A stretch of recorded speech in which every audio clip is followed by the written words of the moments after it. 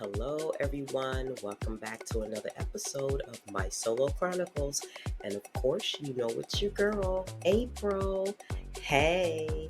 So, I'm going to try to get through this episode without coughing up a lung because unfortunately, I'm a little under the weather again for like the fourth time. Um, since being in Japan, I've gotten sick more often than I have any other time in my life, if that makes sense. So bear with me. I'm gonna try not to cough too much, but yeah, let's get through this. So today I want to talk to you about my adventurous trip to the beautiful city of Osaka. Yes. Before coming to Osaka, just to kind of give you a backstory of why I went to Osaka. Before I actually left California to come to Japan, I had heard about BTS J-Hope doing his world tour.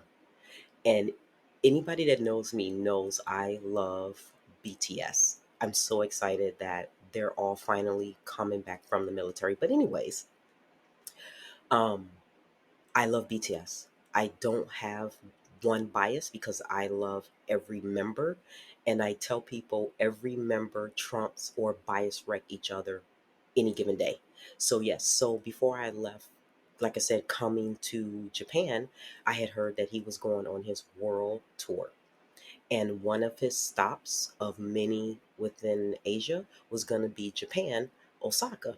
And I found out that his last two tour dates for his tour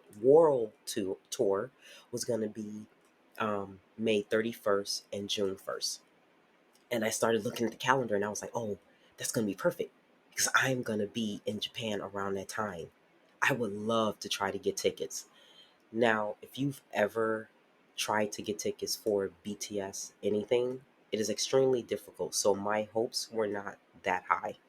They were extremely low because I knew he had been selling out in the US, so I could just imagine he was selling out as well in other parts of the world where he was touring. So I just knew I wasn't going to get tickets. So anyways, right before I left, to come over. One of my ex coworkers, and he is so wonderful. He found out I was moving to Japan, and he gave me this magazine that I ended up reading like cover to cover like several times, and it's called West Ways, and it basically in this issue it was talking about a part of the magazine was talking about the wondrous Japan unraveling a mystery in the land of the rising sun, and there was this article within this magazine, and it was called A Tale of Two Cities. And it was basically talking about the difference between Osaka and Kyoto.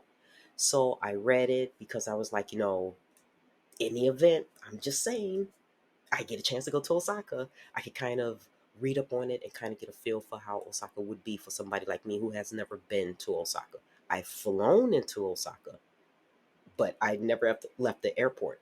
I flew into Osaka and I flew out. That was my Osaka adventure.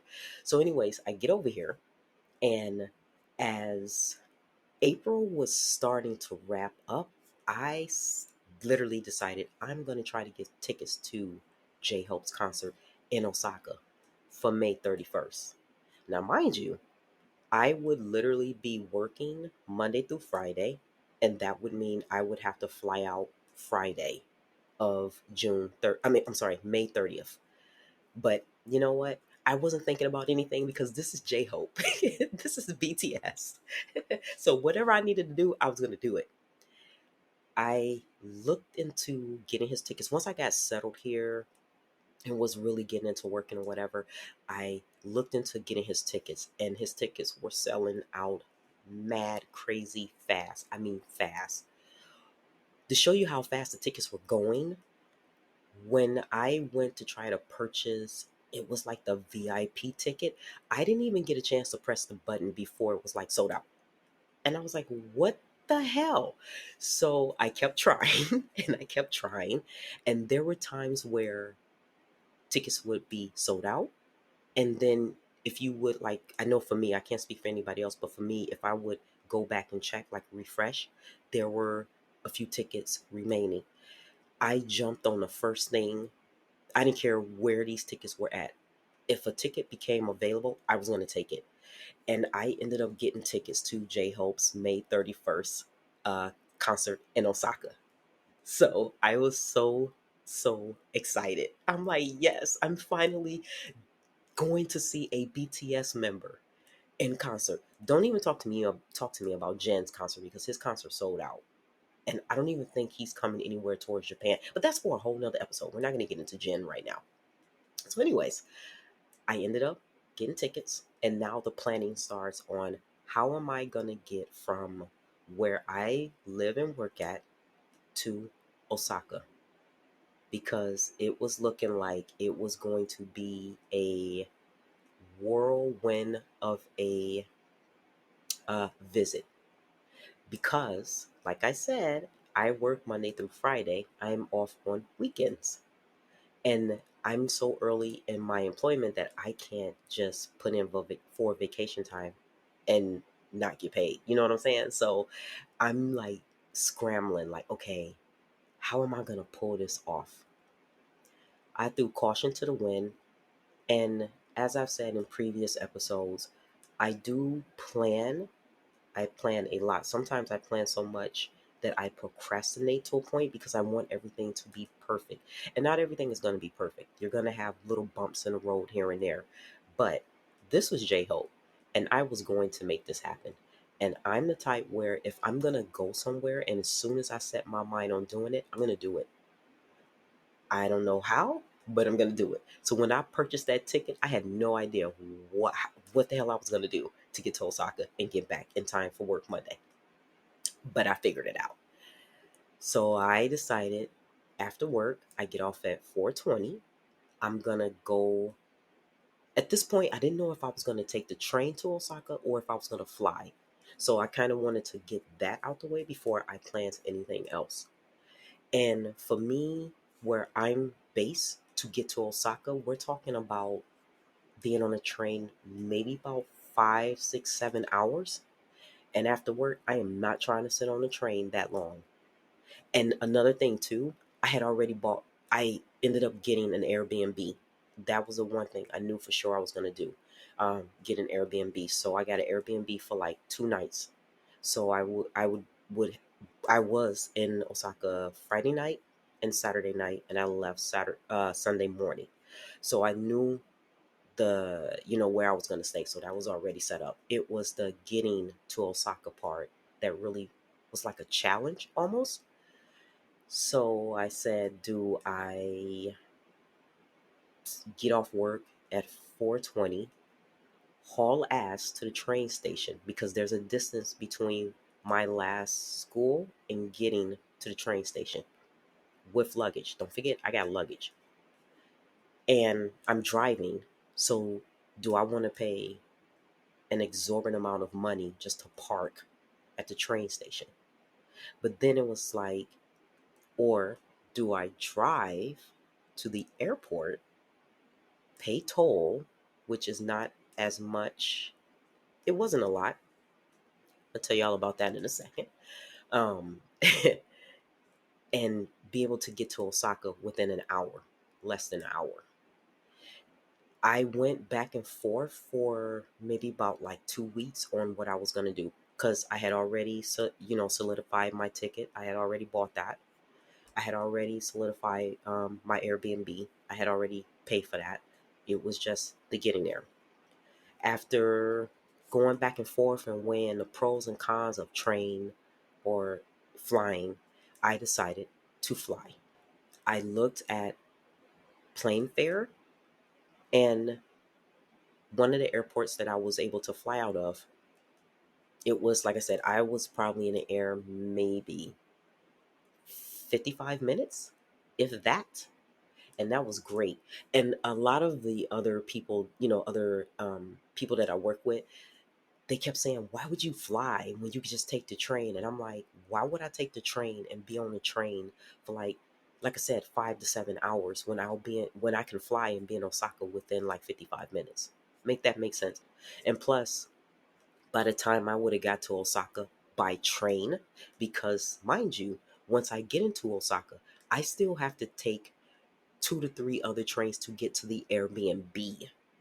So I'm looking at not even getting to the Airbnb until after 1 o'clock a.m. It's just like, no, that makes no sense to me. And that's what I was telling everybody else. And I told them, I said, listen, don't try to plan my trip for me if you don't know the full logistics of what I'm trying to do. You're on the outside looking in, and you're just assuming this is going to be like this and this is going to be like this. And this is one of the reasons why a lot of times I do things and then tell people after the fact, because when they start bumping their gums, as I like to say, by that time it's just like you're now just talking to the air because I've already done it. Duh. So anyways, so I just went on a little rant right there. I get to the airport, or before I got to the airport, I drove to the airport, and driving to the airport was like 35 minutes, which is not bad. And parking was free at the airport for those, you know, 2 nights that I was going to be gone. So that was like a plus. So I'm driving. I'm driving. Now I have told you before, I do not speak Japanese. Keep that in mind. I only know certain phrases. If I hear those phrases in conversation, I instantly pick up on it, and I kind of have a feeling of what you might be saying if you're speaking in Japanese. Okay, so I'm driving. I go through 2 tolls, which I hate going through tolls here. But, anyways, I go through one of the tolls, and I ended up going to this one toll booth where you needed a they were going to issue you a ticket so that when you get closer to the airport, you're going to have to use that ticket to put in the machine and then pay in order to cross into the the city that you're going into to you know get to the airport. I pull up to this booth and this guy starts speaking Japanese, literally. And you know what? I don't fault him because I get it. I'm in their home. You know what I'm saying? So I wasn't mad. And he's speaking Japanese, and I'm steady saying hi, hi. I have no idea what he was saying. The only thing I recognized was he was asking me if I had like a pass, because I guess if you have a pass, you can just scan and go through. Well, I didn't have that. So, because I was just gonna pay my toll and keep it moving, and I'm I'm pulling out all this money, like 10,000 yen, like Japanese bills, and I'm showing him in the camera, and I'm like, money, pay, and he starts laughing. He's laughing so hard, he kind of laughs his way out of the shot where I can't see him because he's laughing at me because I'm holding my in both my hands all this money. To the point where he just issued me a ticket and just let the gate come up, and he just waved me. He waved to me bye. And I'm like, oh, erogate gozaimasu. So I get to the through that ordeal. I go through another toll, and then I finally get to the airport, and it was a breeze. I had no issues. My flight left on time. And you know what? That's another thing too. The one thing I love about, since I've been here in Japan, whether you're flying or you're taking the train and the planes are going to take off on time. One thing about it over here, being on time is the number one goal. Now, there are times where issues pop up, where something may happen, where you may not leave on time, you know, or you might be delayed for so many minutes or hours or whatever. But being on time, being punctual is number one here. And I love that because I'm the type where either I'm going to be on time or I'm going to be before time, long as I'm not late. So I get to the airport, flight leaves on time, I land in Osaka, and you can instantly, or at least I did, I could instantly tell the difference between being in Osaka and being where I live and work here. It was a total difference. And it was I literally felt myself just exhaling, like, oh my gosh, yes. So when I landed, it was after 8. And by the time I got to the baggage claim, it was 8:30-ish. And like I said, everything runs clockwork. There's no delay in anything. So I get to the baggage area, and I'm just blown away by just how everything is flowing, everything is great. And I hear somebody say, J-Hope. And I go, no way. And I haul it over to where all, these people were. And lo and behold, there's J-Hope.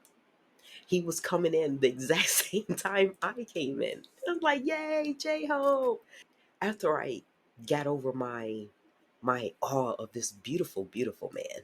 Oh my gosh, he's amazing. He's gorgeous. I go back and I get my luggage and I head out, and it was just like I said, you could tell a difference of being in Osaka as opposed to being where I'm at.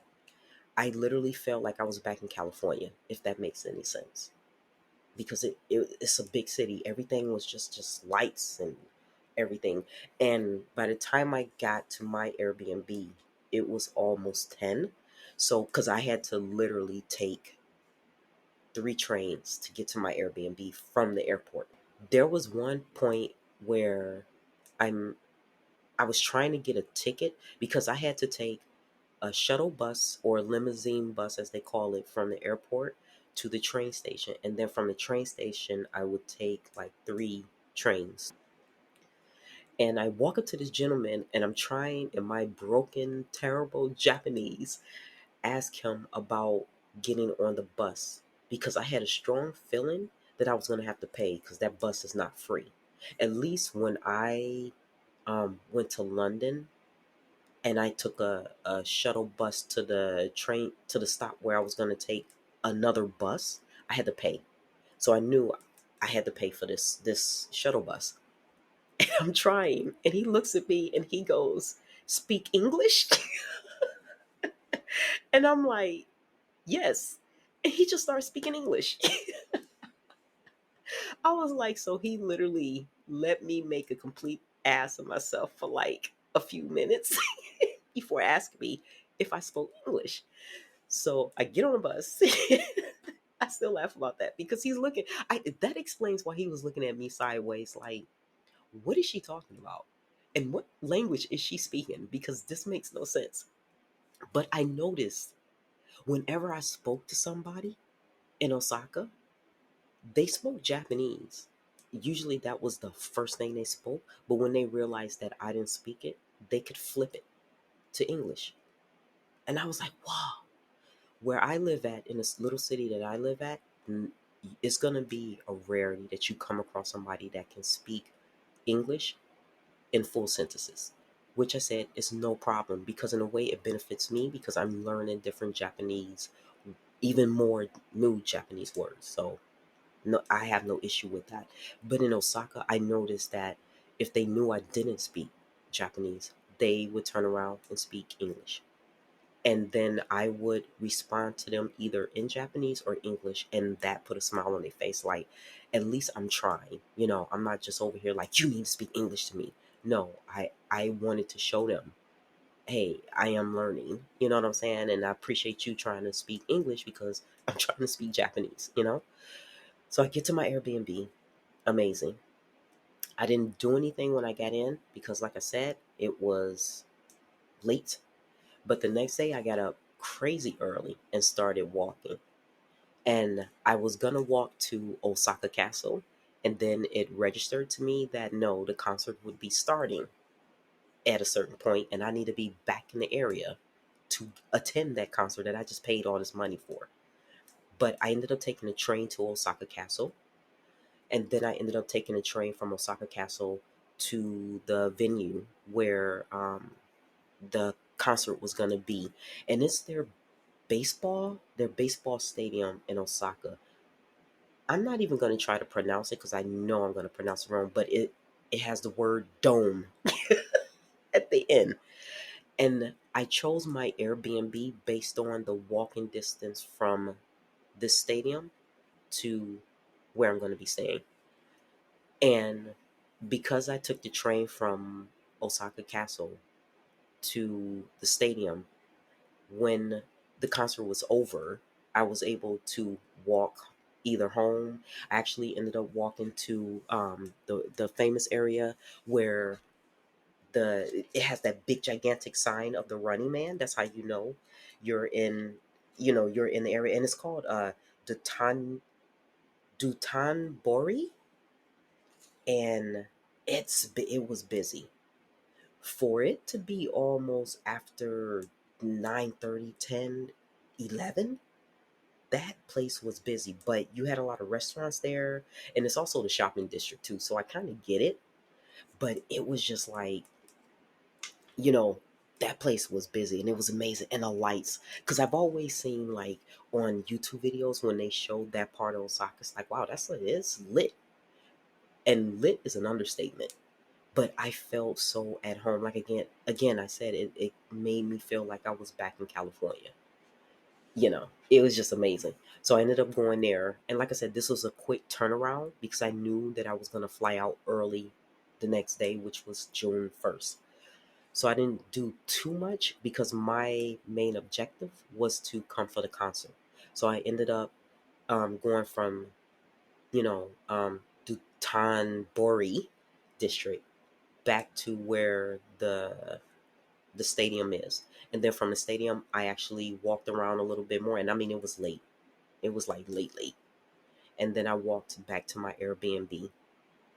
But I want to say at the concert, and the reason why I entitled this episode Osaka BTS Army Assemble, because we assembled. I didn't realize the full magnitude of Army, as we're called, until I was actually in that situation, surrounded by a ton of armies. I met so many amazing people that it is still, even to this day, June 8th, it blows my mind.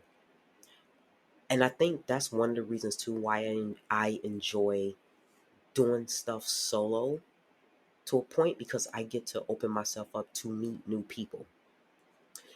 Before the concert started, I met several just new and amazing friends. We actually exchanged line numbers. One of the ladies I met, I had my army bombs, and I was telling her how, oh, I really wanted to get the fan. It's like, a fan you can wave yourself with J-Hope face on one side, and on the other side it says Hope on the Stage, but it's sold out on Weverse. And she goes, oh no, we have to get you a fan because you need a fan to go with your army bomb. She actually bought me the fan through her Weverse account. All I had to do was pick it up. I was floored. And I was just like, oh my God. I had to literally arm wrestle her to take money because she wasn't going to take it. And I'm like, no, I'm not going to. I mean, I appreciate it, but you're using your points. You're using your points to buy me this fan.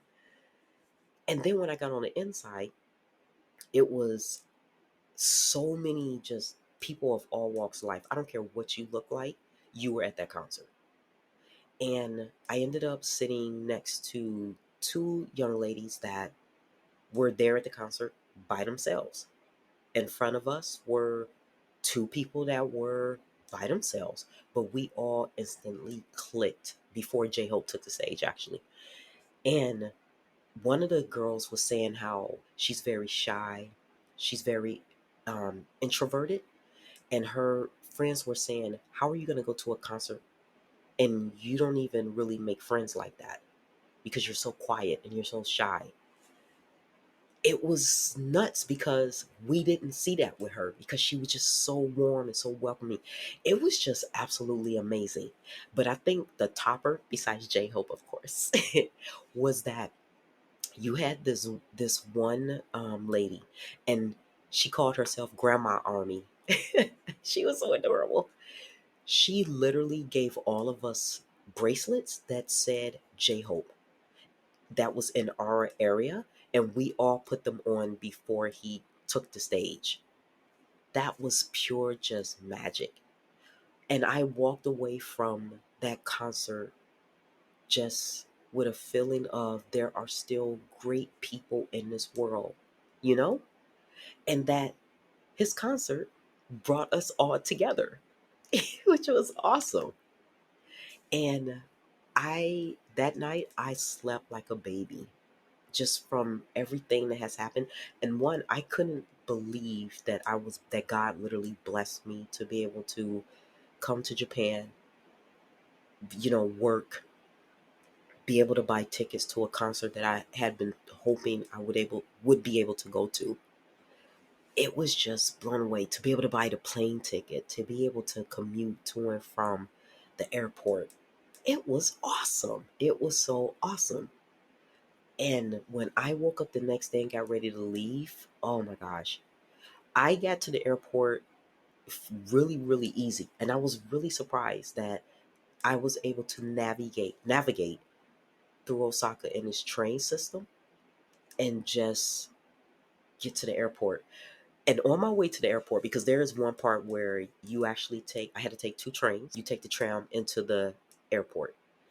And I bought my ticket and I go through the turnstile. And the gentleman that works there, he says, "Good morning."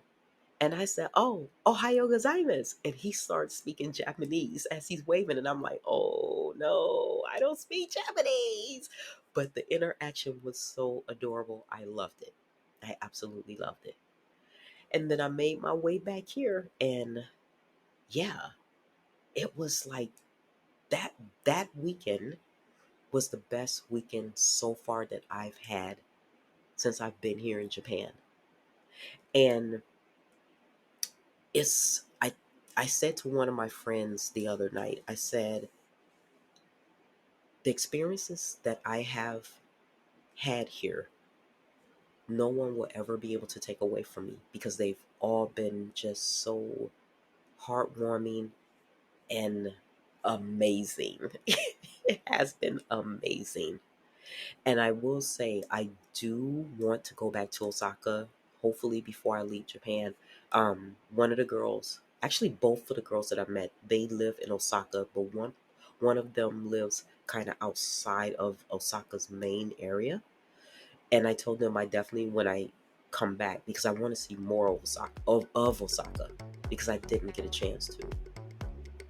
Um, the only thing I seen was, like I said, the stadium where the concert was at, the area where I was at, and I walked around quite a bit. Um, and then Osaka Castle. That was pretty much it, and the main touristy area. But it was brief. It was almost like I felt like I did when I went to Kyoto when I came to visit Japan in September 2023. I got on the train for a few hours, got to Kyoto and was like, nope, and turned around and came and went back to my area where my Airbnb was at. But I definitely want to experience Osaka again because it was like the best. It was just mind blowing. I loved it. I loved it. So yes, so that was me and my quick trip to Osaka with BTS Armies Assemble. I hope you enjoyed this episode. And like I always say, my moonbeams, take care and have a great day. And I'll chat with you soon. Bye.